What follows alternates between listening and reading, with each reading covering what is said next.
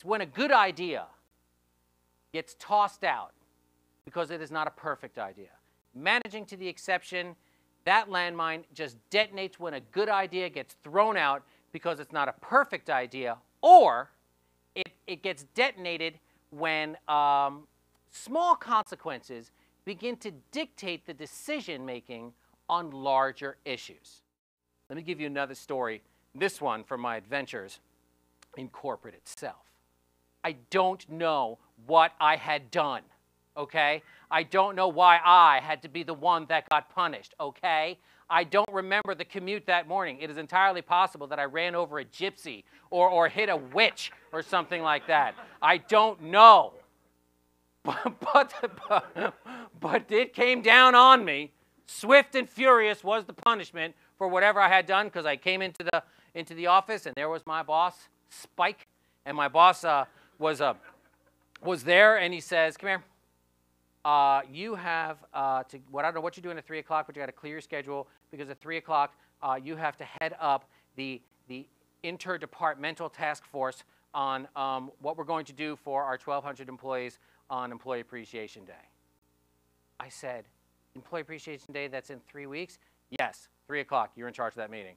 I said, "You gotta be kidding me." He says, "Bring somebody from your staff, everybody's bringing somebody from theirs." I'm like, so there's gonna be 30 geniuses around that table, right? Now you tell me, I'm due home to get my wife Margaret's linguine with clam sauce, right?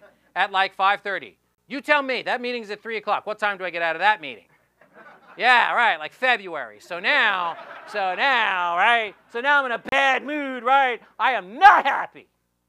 And I'm in a bad mood, and I had brought a young lady with me, a very bright young lady who was on my staff, who, for the purposes of this story, we will refer to as Crystal Palace. That is not her name, but it is the name of her favorite Chinese buffet. So it's me, and it's Crystal Palace, and we're sitting there, and it's all these people from every walk of life. It looked like the cantina scene from Star Wars, and I'm sitting there, and I'm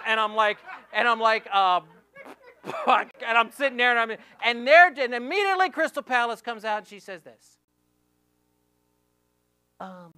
Just to get us thinking, I read in the paper that Starbucks wants to start catering corporate stuff.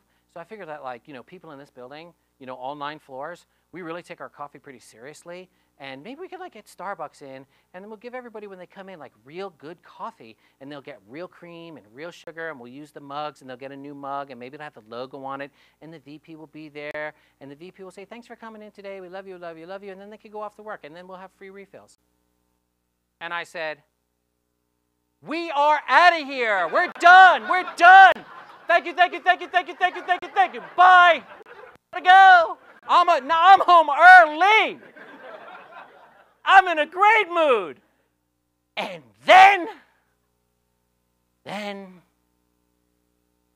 the exception managers came out of the woodwork like the worms they are.